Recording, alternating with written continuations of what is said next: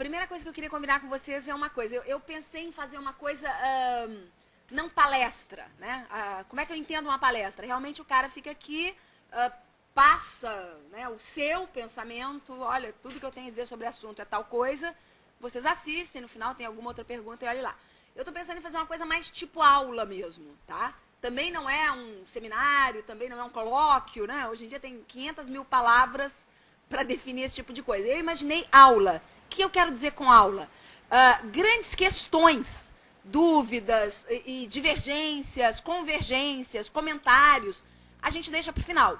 Agora, o que for para o correr da aula, para o correr do raciocínio, sabe? De vocês levantarem a mão, eu também perguntar, tá ok isso aí ou não, a gente faz interrupções durante o processo. O que vocês acham? Pode ser assim? Até porque eu sei alguma coisa que eu perguntei pro pessoal aqui, pro Péricles e tal, como é que vocês estão né, ambientados nessa temática, né? Mas é a velha história. Tem gente que fez o curso inteiro, tem gente que é aluno de economia, tem gente que, enfim, já fez outros cursos, história, sei lá o quê. Tem gente que há 500.000 anos atrás nunca mais ouviu falar em nada disso, nunca parou para pensar sobre isso. Então, vocês têm que me ajudar a gente fazer uma conversa minimamente homogênea, ok? O que significa que vocês podem me interromper, desde que a gente faça, né, coisas mais pontuais que estão no correr mesmo do raciocínio. Grandes questões a gente deixa para o final, ok? Outra coisa que eu imaginei que fizesse parte aqui da nossa exposição é o seguinte. A gente está... essa coisa de interpretações marxistas no Brasil, né, detalhes em economia são importantes, né? Esse "no" aí, ele é muito curioso, porque a gente supõe que essas interpretações estão sendo feitas aqui, mas não necessariamente sobre isso aqui, ok? A gente pode estar fazendo toda uma reflexão marxista no Brasil sobre o capitalismo mundial, sobre o próprio Brasil, sobre a América Latina, sobre o capital financeiro, ok? E isso ter todo aí um arcabouço marxista.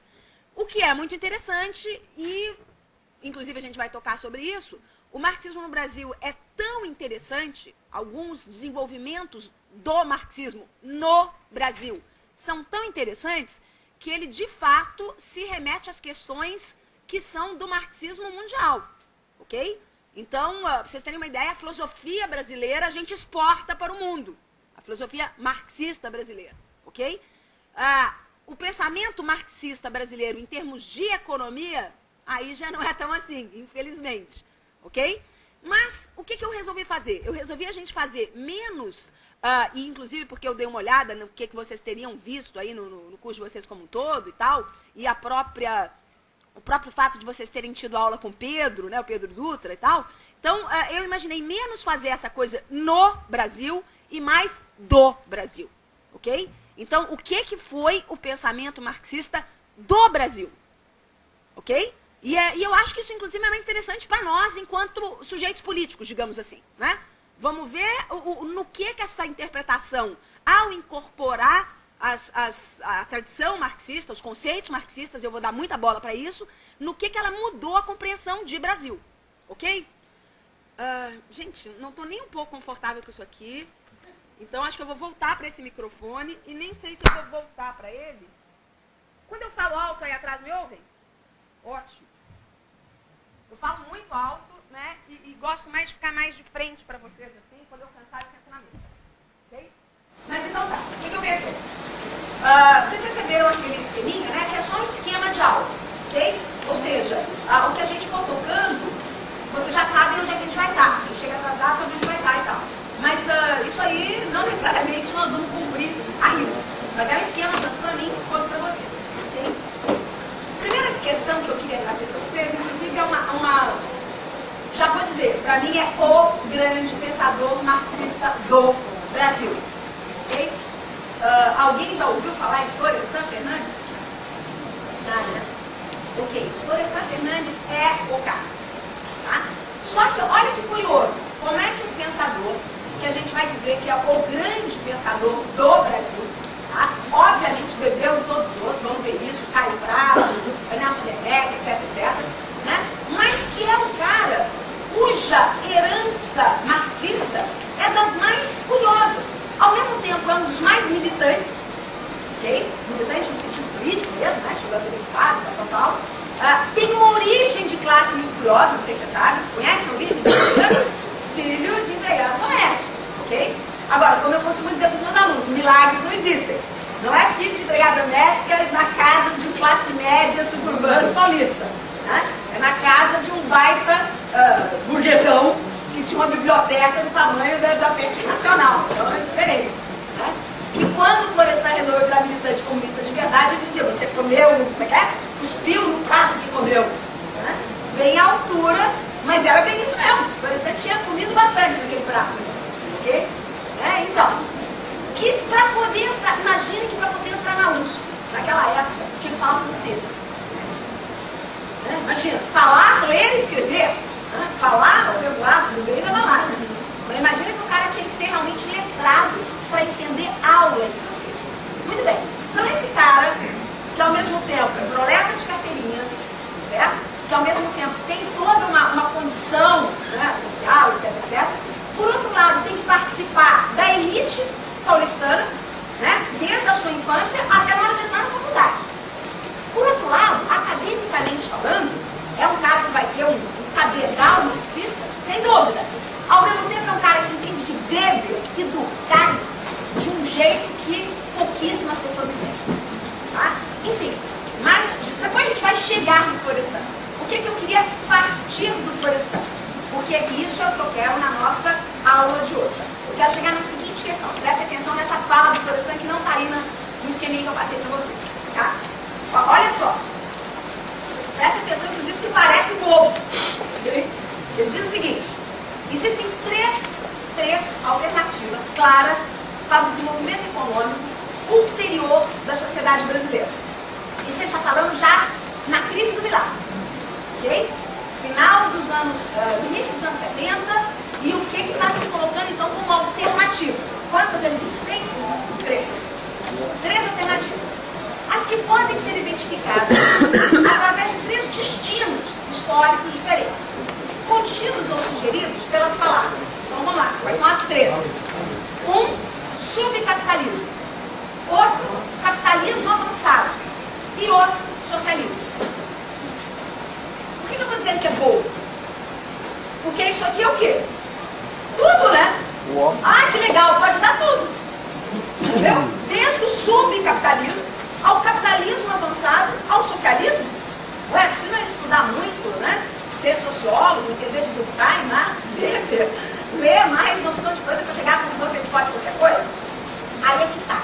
Esses três que ele está falando não são qualquer coisa. Ok? De fato, quando ele diz subcapitalismo, ele sabe do que ele está falando. Não se esqueça que o Fernando Henrique Cardoso foi aluno dele. Não se esqueça que o Fernando Henrique Cardoso teve uma das contribuições mais interessantes, inclusive tendo uma baita leitura do Marx. Certo? Era um dos grandes assistentes, participantes do chamado Seminários do Capital. Certo? E lá estava se gestando uma alternativa dessa. Era o quê? Subcapitalismo, capitalismo avançado, socialismo. Olha que louco! Por incrível que pareça, era um tipo de capitalismo avançado, né? Só que altamente subordinado, que é a estratégia do Fernando Henrique na coisa da globalização. Estão entendendo o que eu quero chegar com vocês?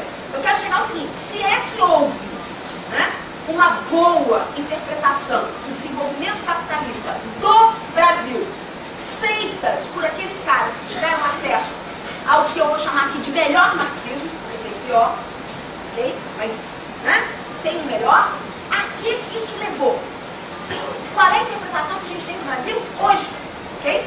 Então, nós vamos usar a história pra caramba, aliás, esse é o mote de vocês, mas não interessa a história pela história, né, gente? A história está acontecendo, a história não é só o que passou, ok? Né? Eu diria que esse triplo caminho aqui está aberto até hoje, ok? Dos 70 para cá, o que a gente teve foi, primeiro, as famosas 2 décadas perdidas, ok? Depois, um caminho que está deixando muita gente, inclusive, na sinuca, né?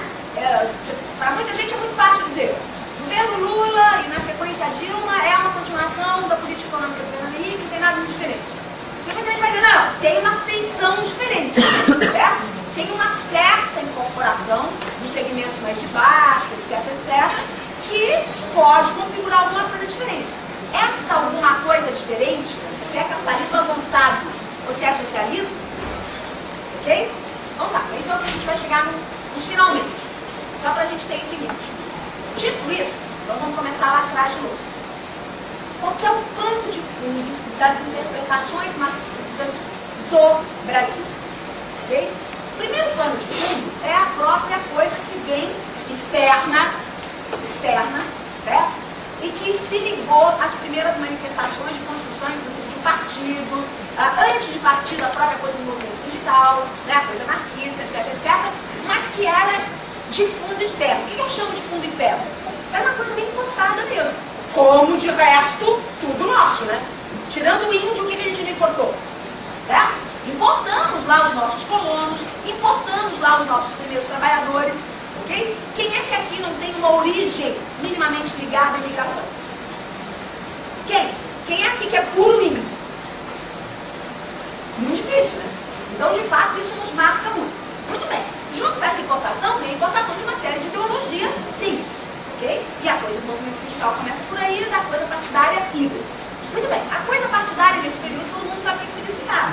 Certo? A coisa oficial do Partido Comunista, e até por conta da época, né? Então logo passa-se ali pela coisa leninista, indo mais para uma solidificação do poder soviético, o empobrecimento da coisa mais hard, teórica, marxista, foi muito grande.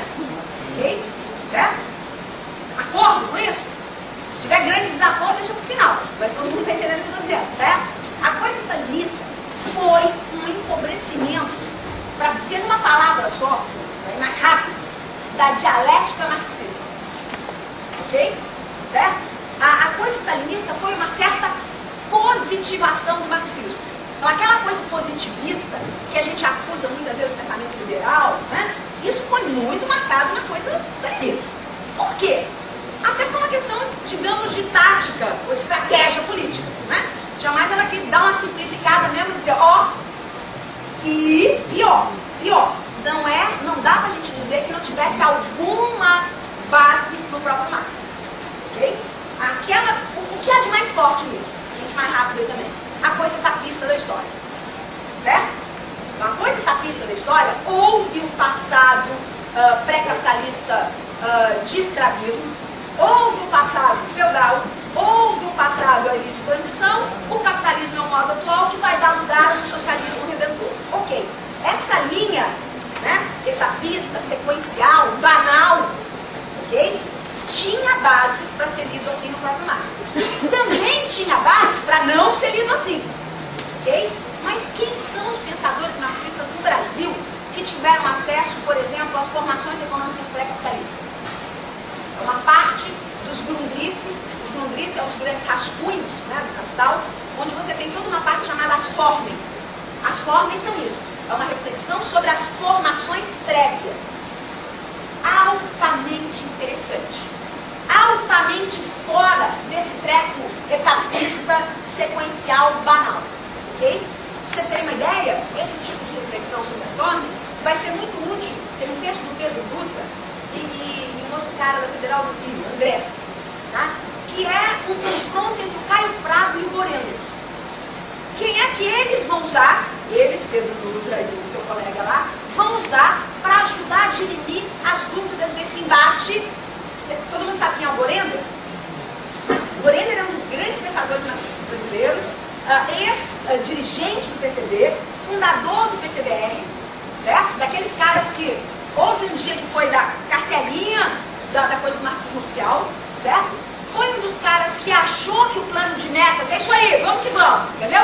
Vamos compor com a burguesia, porque é isso aí mesmo, entendeu? O Brasil, de fato, está faltando ainda uma revolução burguesa, tá? Nós vamos ter que participar disso, tá? Por outro lado, depois vai dizer, não era isso. Então tá, nós vamos radicalizar. E é um cara que teve participação efetiva nisso a vida inteira, é um cara clássico, vocês têm que dar uma olhadinha, nem seja na Wiki depois, para saber quem é que é o Borender, tá? O Caio Prado todo mundo conhece mais porque ele tem mais passagem na academia, né? Pra vocês terem ideia, o Borender só começou a escrever quando estava preso, certo? Antes de estar preso, escrevia lá, aquele panfletinho, né? Na hora que ele foi pra cadeia mesmo, cadeia ótima pra isso, né? Pode estar lá, quietinho, estudando, que tem de gente escrevendo cadeia, certo? O Brodel, já ouviu falar do Brodel?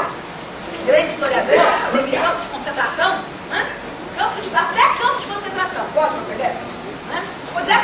concentrado, né, acaba produzindo alguma coisa. Mas enfim. O Caio Prado não, já tem uma história diferente, né? Aliás, detalhe à parte, todo mundo conhece minimamente a biografia do Caio Prado? Caio Prado é o contrário. A família Prado, você já ouviu falar na família Prado? Família Prado é o que há de burguesia nacional.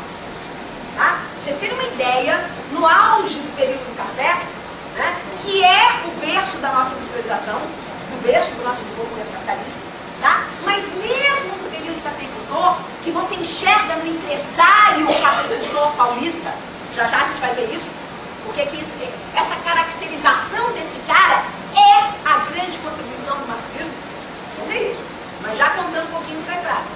A família Prado fazia parte dos 4%, tá, daqueles que, no complexo cafeiro, na economia cafeira, estavam com todas as pontas do negócio cafeiro. Entendeu isso? O que significa isso? Não adiantava ser grande fazendeiro de café. Entendeu? Não adiantava. O negócio era estar no café, olha onde entra inclusive a coisa de vocês aí, a coisa bancária, né? Você tinha que estar no café, você tinha que estar nas chamadas casas comissárias, já ouviram falar disso? Né? As casas comissárias faziam, não tinha banco, né? Lá dentro das fazendas de café. Banco tinha uma meia dúzia, né? Em Rio e São Paulo. Okay? Só que você tinha que ter um ponta de lança, um batedor que fizesse as frentes com o cafeicultor, seja do adiantamento do crédito, seja da compra das sacas. Aliás, você comprava antes de estar sacado. O cara comissário ia fazer, inclusive, essa mediação. Por quê? Porque ele era o link do campo da cidade. Ok? Ok? Bastava ter casa comissária? Não. Tu tinha que também ter banco. Bastava ter banco? Não. Tu tinha que ter também casa exportadora. Olha que interessante.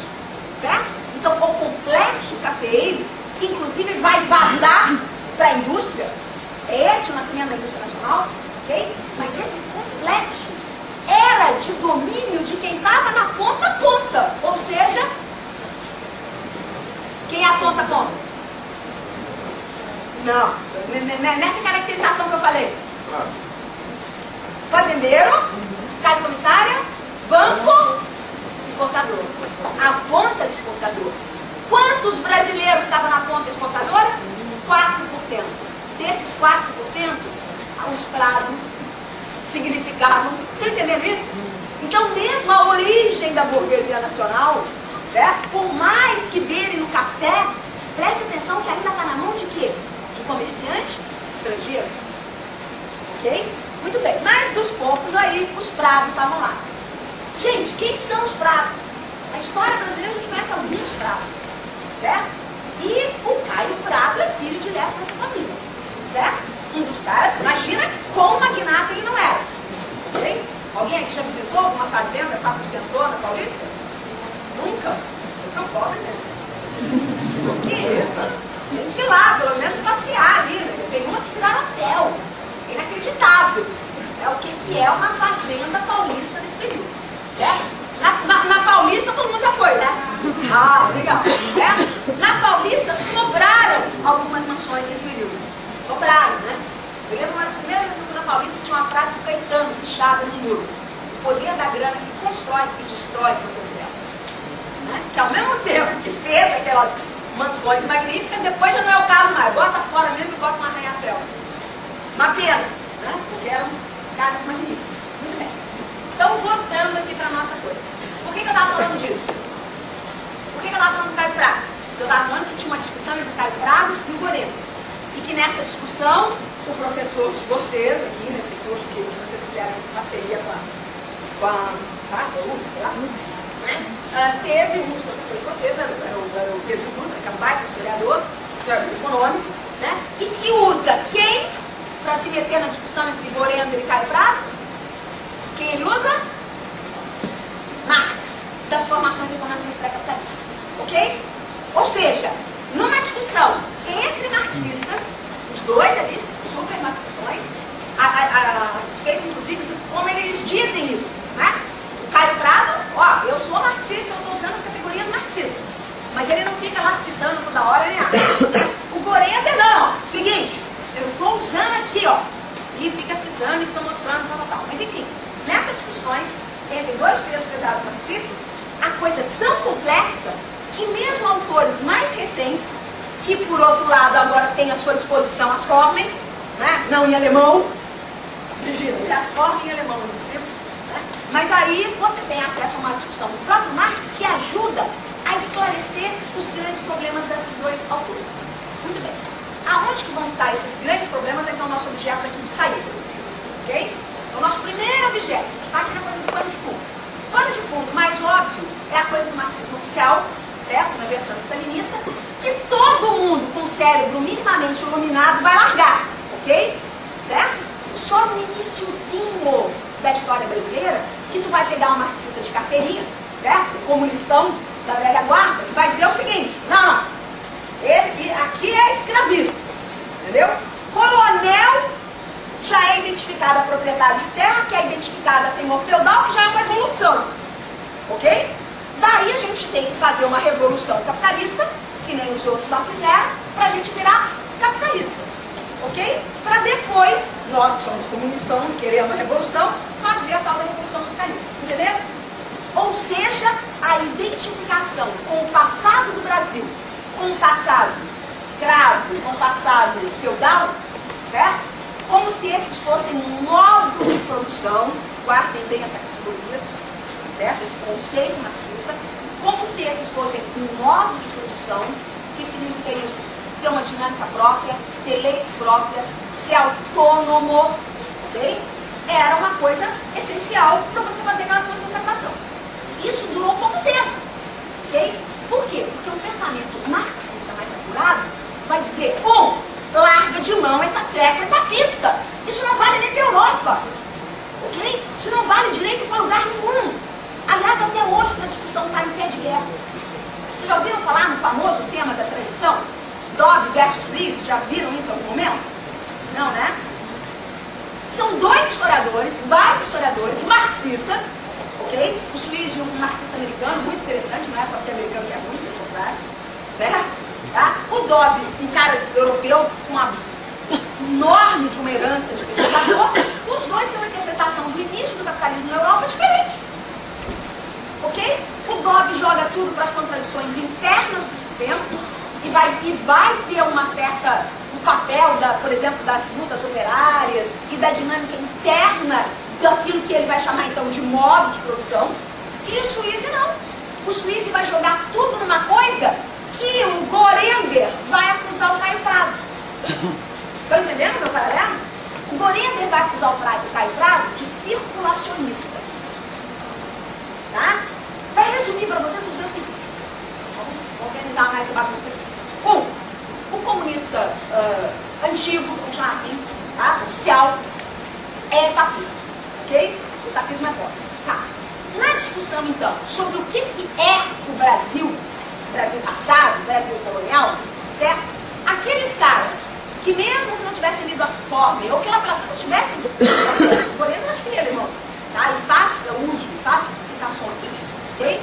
Mas enfim, tirando isso, essa caracterização do que é isso aqui, ela é difícil, inclusive, para quem tinha pensado a própria transição lá, o próprio Marx é difícil, ok?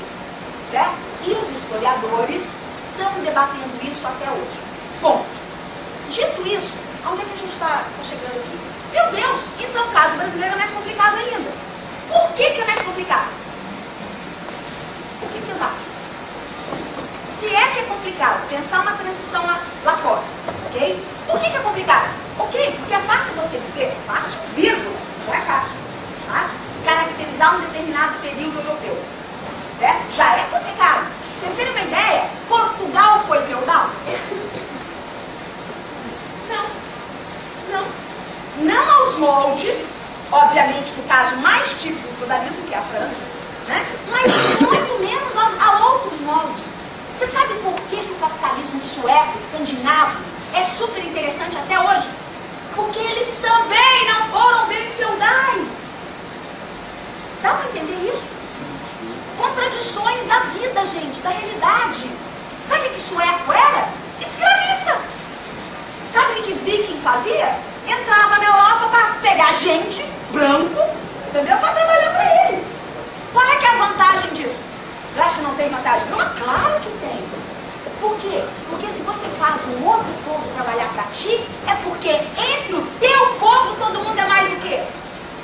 preguiçoso. É mais igual.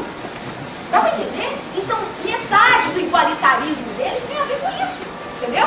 É muito mais fácil a gente, né, sermos iguais uns aos outros, a gente vê alguém para explorar, né? Vamos combinar que é mais legal. Né? Ok. Quando eles não podem fazer isso mais, eles são obrigados a dar um salto. Certo? Quando os europeus começam a se organizar, quando os caras resolvem começar a fazer senhor feudal, guerreiro feudal, certo? Tem até cavalo nessa história. Os historiadores que antes do cavalo não dava para expulsar os vikings, entendeu? Depois eles começam a conseguir expulsar, tá? Mas então, quando eles começam a fazer isso, aí os caras lá vão ter que se resolver de outro jeito. Sim, só que aí não tem como eles botar no lixo a igualdade que os caracterizava até o dia anterior, entendeu? Então essas coisas contam na história. Muito bem, se na Europa é difícil isso, certo? Se cada detalhe do feudalismo vai ajudar a explicar a transição para o capitalismo, se o processo inglês é muito típico da Inglaterra, certo? Ainda que ele servisse de guia, e olha como é que... Lembra aquilo que eu falei há pouco, que o Marx também ajudava a confusão que veio depois? O que o Marx dizia da Inglaterra? Por que o Marx dizia que ele estudava a Inglaterra? Sabem essa? O que o Marx dizia? Eu vou para a Inglaterra, vou estudar a Inglaterra. Por quê? E por que estudar o berço é importante? Se o berço fosse o berço daquela criancinha ali, deu. Daí tu consegue mais do que isso. Eu consigo dizer que, uma vez aquela criancinha do berço estando crescidinha, o que acontece? Conhecem a fórmula famosa de Marx? A anatomia do homem explica a anatomia do macaco? Não é o berço pelo berço. É a criancinha que sai do berço. Eu estou dizendo que aquilo que aconteceu com aquela criancinha é a tendência dos demais. Entendeu? O Marx diz o seguinte, ele fala para os alemães, TP fábrica na rata. O que eles querem dizer com isso? A historinha que eu estou contando vai se repetir. Entendeu? Estou falando de ti. De ti, DT fábrica na rata é isso, estou falando de ti. Ok? Então eu não estou estudando qualquer criancinha em qualquer berço. Eu estou estudando a forma adulta. Não era adulta ainda, mas eu pensei, já era adulta. Ok? No tempo do Marx já era adulta. Tá? A infância tem a ver com a coisa capital mercantil, certo? A adolescência tem a ver já com o desenvolvimento disso, certo? Já estou falando, quer ver outra publicação do Marx? A chamada economia mercantil simples. Já viram isso? Alguém já leu o capítulo 1 do Marx? Já viram? Quem leu o capítulo 1 do Marx, levanta a mão. Ô, gente, nem a dúzia. Tratem de ler. Tratem de ler. Tratem de ler. Tá? Capítulo 1 do Marx, ele começa o seguinte, tá? Bom, agora vocês me desviaram um pouquinho, mas isso aqui é aula. Não adianta nada eu dar um papão para vocês aqui e a gente não passar em cima de alguma coisa que é uma carência de vocês. Identificadas a carência, vamos ver aqui rapidinho, tá? Vocês veem o capítulo 1 do Marx saindo aqui, já está de bom tamanho, tá? Podem me chamar aqui depois para a gente fazer um papo sobre o capítulo 1 do Marx, de graça, sem mais valia, exploração, essas coisas, tá? A gente faz na boa, tá? Então vamos lá, olha só. O que o Marx faz no capítulo 1? Ele começa o capítulo 1 dizendo o seguinte: a mercadoria é a unidade elementar da riqueza no modo de produção capitalista. Ok? O capítulo 1 do Marx chama-se A Mercadoria. E ele é sobre a mercadoria. Que ele está dizendo ali, frase 1, ok? É a categoria elementar da riqueza no modo de produção capitalista. Ok? Logo, subentende-se que ele está falando de quem? Do feudalismo. Do capitalismo. E, no entanto, ele não está falando do capitalismo. Não tem assalariamento. Não tem assalariamento, todo marxista fala, meu Deus, isso aqui não é capitalismo. Ok? Caraca, como é que eu fiz? Aí que é o seguinte, a mercadoria é e não é, o valor é e não é, o preço é e não é, e por aí vai. E é por isso que muito economista, que ao ler, economista bom, aberto, nenhum